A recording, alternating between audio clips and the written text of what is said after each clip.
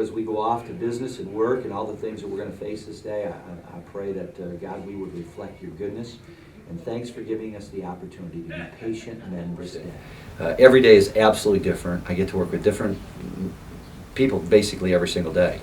I have our staff, which is very consistent, and I've been privileged to work with some of them 20 years, 18 years, 10 years.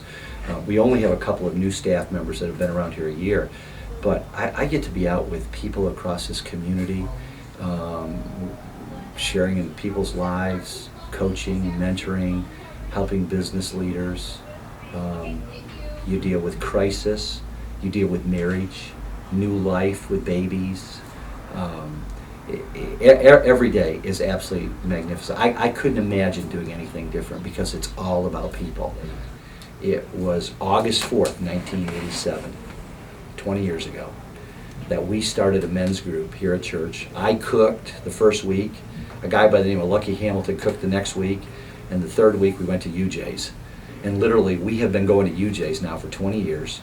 And I have a group of men. It really is one of the most wonderful days in the week because I started with a group of brothers, a group of really good friends who I know love me and care about me. They know I love them. We all care about each other.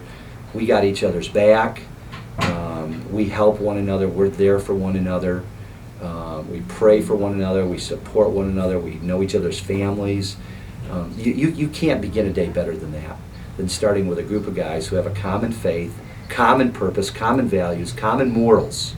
You cannot possibly have a better day than that. Lord, I pray that our hands would not move, Lord, without your guidance. Lord, I do pray for 3 of our staff today as they travel down to Texas. When someone said to me over almost 40 years ago, have you ever thought about being a pastor? I said, oh God, I don't want to be one of them.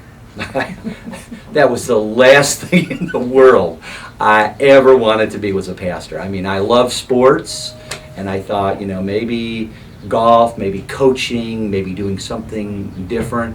Oh, I thought pastors were stuffy. I thought they wore black suits and white shirts and black ties all the time. And I thought, my Lord, I do not want to be one of them. And then lo and behold, God called me into ministry. This piece here, these 2 pieces came from Costa Rica.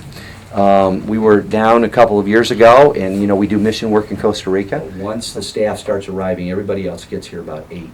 Once they start arriving, then my day is pretty much taken up with staff, meeting with people, getting out into the community, going to the hospitals, meeting with business people, whatever it is. It's all about people.